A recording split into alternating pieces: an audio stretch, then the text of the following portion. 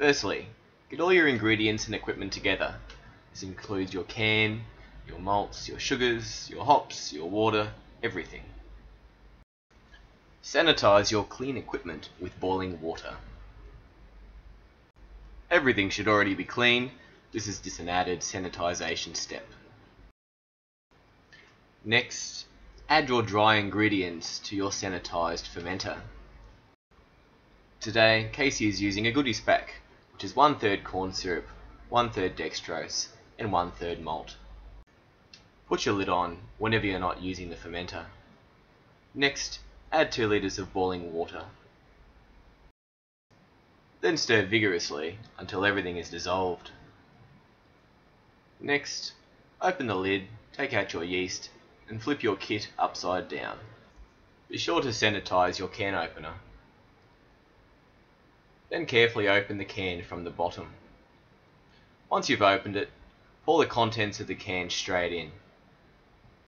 Some people recommend heating up the can to soften the syrup before adding it into the fermenter.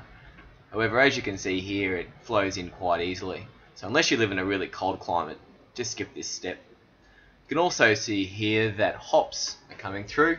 That's because Casey is using Diamondback, which has fresh hops added into the can, not just a generic ISO hop.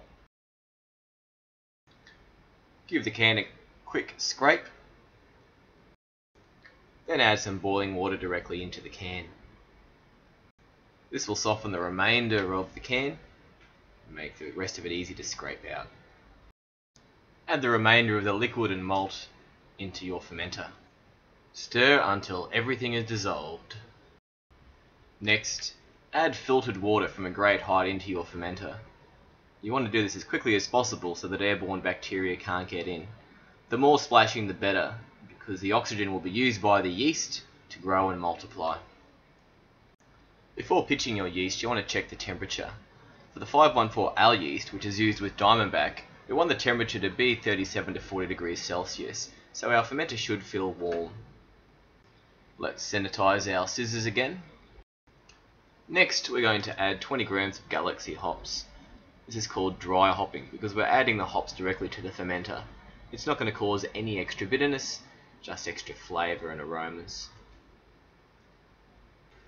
At the same time, we're going to pitch our yeast into the fermenter by just sprinkling it on top. We can then either mix it through, leave it there, or in the case of Casey, we're going to just pour a little bit of water just on top to fill up to 22 litres to mix it through. Finally, remove the paddle, put your lid on, and be sure to label your fermenter so you know what's in there and when you put it down. And that is how you brew with kids.